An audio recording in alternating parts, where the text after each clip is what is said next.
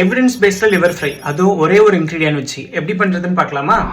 அதுக்கு தேவையான அந்த ஒரே ஒரு பொருள் சரக்கு. So this recipe is from national institute on alcoholism and alcohol abuse. So இந்த ரெசிபி பண்றதுக்கு குடிச்சுக்கிட்டே இருக்கணும்.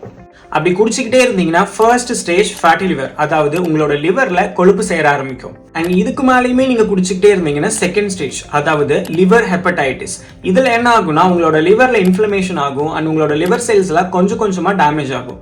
அண்ட் இந்த லிவர் ஃப்ரை இன்னும் ப்ராப்பரான கன்சிஸ்டன்சிக்கு வரணும்னா இன்னும் நிறைய குடிக்கணும். அப்படி குடிச்சிக்கிட்டே இருந்தீங்கன்னா ஸ்டேஜ் 3 லிவர் சிரோசிஸ், அதாவது உங்களோட லிவர் ஃபுல் அண்ட் ஃபுல் ஸ்காரா மாறிடும் அண்ட் உங்களோட ஃபங்க்ஷன் ஃபுல்லா ஸ்டாப் ஆயிடும்.